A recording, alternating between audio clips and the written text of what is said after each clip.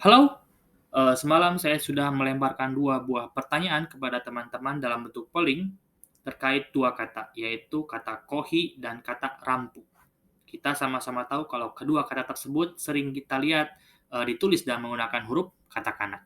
Dan mungkin kita berpikiran bahwa kedua kata tersebut adalah kata serapan atau kata yang diadopsi dari bahasa lain, yaitu bahasa Inggris. Meskipun masih ada saja yang menjawab kalau kedua kata tersebut adalah kata bahasa Jepang asli.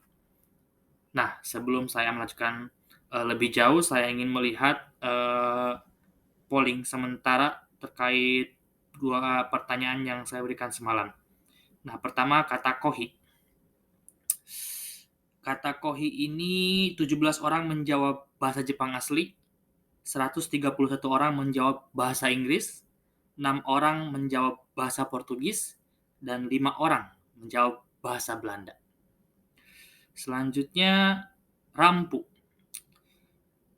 Yang menganggap kalau rampu itu bahasa Jepang asli adalah 9 orang, bahasa Inggris 87 orang, bahasa Portugis 15 orang, bahasa Belanda 23 orang. Nah, tetapi fakta membuktikan atau fakta menyebutkan bahwa kedua kata tersebut adalah kata serapan atau kata yang diadopsi dari bahasa Belanda. Nah, teman-teman, bagi yang ingin tahu atau ingin membaca terkait, bahasa Belanda dalam bahasa Jepang, silakan bisa mengakses kedua buku ini. Yang pertama ada dari Mark Irwin ya, seperti ini. Dan yang kedua mungkin teman-teman bisa, membaca buku apa ya, sebentar.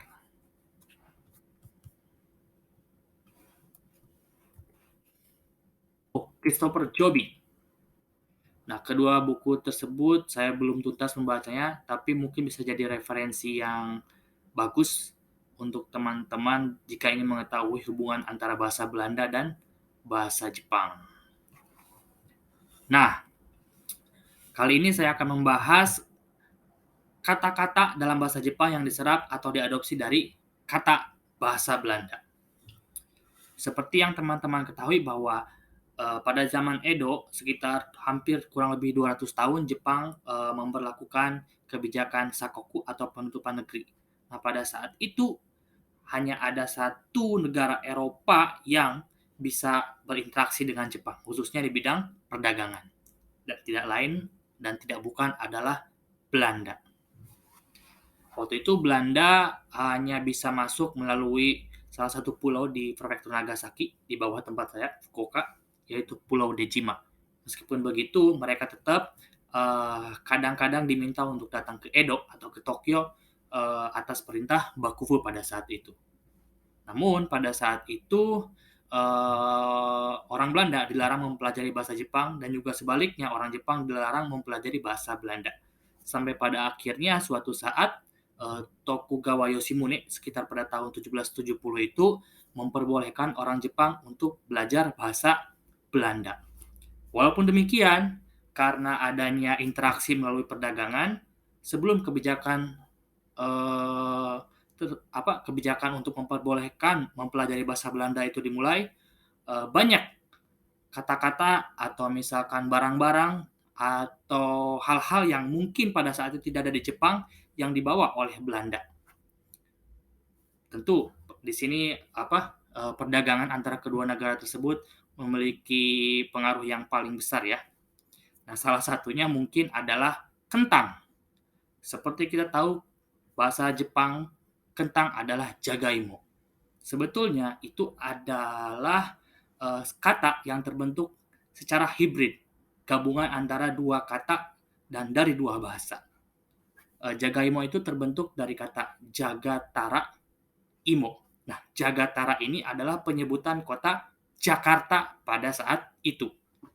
Nah, kebetulan pada saat itu bahasa Belanda Jakarta adalah Jakarta yang dilafalkan oleh orang Jepang sebagai Jagatara. Jagatara Imo. Ubi-ubian yang datang berasal dari Jakarta, Jagatara Imo. Diperpendek, diabreviasi jadi Jagaimo. Nah, Oleh karenanya orang Jepang sudah diperbolehkan untuk mempelajari bahasa Belanda, maka ada muncul istilah Ranggo atau bahasa Belanda. Kemudian muncul istilah Ranggakusha atau orang-orang yang mempelajari ilmu atau bahasa Belanda.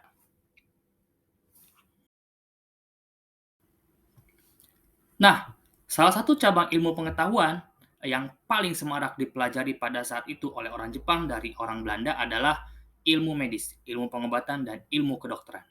Sehingga cukup banyak sekali istilah-istilah pada bidang tersebut yang kemudian diadopsi dan diserap dari bahasa Belanda ke dalam bahasa Jepang. Pada kesempatan kali ini saya akan menyampaikan beberapa kata pilihan saya yang mungkin selama ini kita menyangka atau berpikiran kalau kata-kata tersebut adalah kata yang diserap dari bahasa Inggris. Tetapi pada kenyataannya, kata-kata yang nanti akan saya sampaikan adalah kata-kata yang diserap dari bahasa Belanda. Namun, sebelum saya menyampaikan kata-kata tersebut, ada dua disclaimer yang ingin saya sampaikan.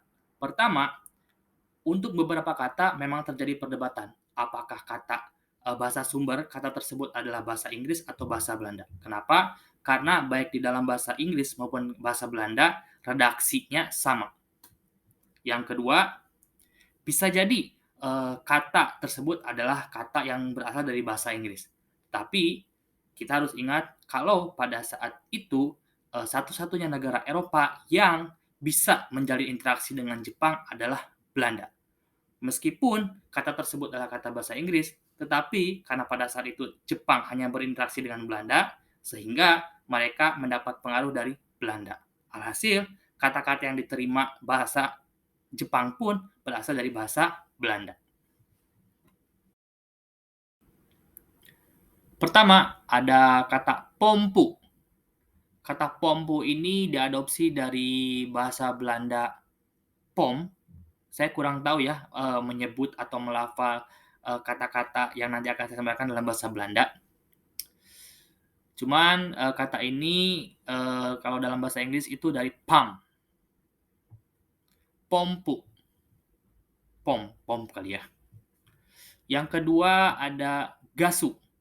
Saya juga cukup kaget ketika mengetahui kalau gasu ini ternyata diadopsi dari bahasa Belanda, yaitu gas. Sama dengan bahasa Inggris, gas. Yang ketiga ada ton. Ini satuan ya, satuan berat, ton. Yang dalam bahasa Belanda maupun dalam bahasa Inggris sama, ton. Terus ada yang keempat, ada arukoru. Sama halnya dengan kasus gas tadi, saya juga kaget ketika mengetahui kalau arukoru, alkohol, ini diadopsi dari bahasa Belanda, alkohol. Selanjutnya ada soda. Nah, ini juga diadopsi dari bahasa Belanda, yaitu soda. Bacanya soda kali ya. Dalam bahasa Inggris pun kata ini dibaca soda. Lanjut ke kata yang kelima, itu ada koku. Nah, kata ini diadopsi dari bahasa Belanda yang berbunyi kok. Koku, memasak. Cuman pada beberapa kasus kata ini juga bisa diartikan untuk chef ya, chef, pemasak, memasak dan pemasak. Selanjutnya ada rampu. Nah, baik dalam bahasa Belanda maupun bahasa Inggris redaksinya sama, yaitu lamp, rampu, lamp. Terus ada dansu. Diadopsi dari kata dance, mungkin dance kali ya. Kalau dalam bahasa Inggris kan dance ya, dance. Dansu, dance.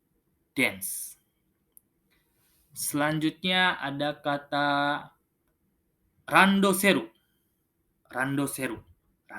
Ini barang yang populer untuk kalangan anak SD Jepang ya. Sangat keren nih anak-anak SD Jepang kalau pakai ini. randoseru, dari kata ransel, ransel. Selanjutnya ada kang, kaleng, kan, kaleng. Dari bahasa Belanda yang bunyinya juga sama, kan, kaleng. Terus, aduh, lagi-lagi kata ini. Maaf, ada gomu. Gomu, dari kata bahasa Belanda yaitu gom. Gom. Gomu. Gom. Tahu sendirilah artinya ya. Yang kemudian hari dari bahasa Inggris pun diadopsi menjadi gamu. Kalau gomu itu karet, kalau gamu itu permen karet. Gomu. Gomu. Selanjutnya ada garasu.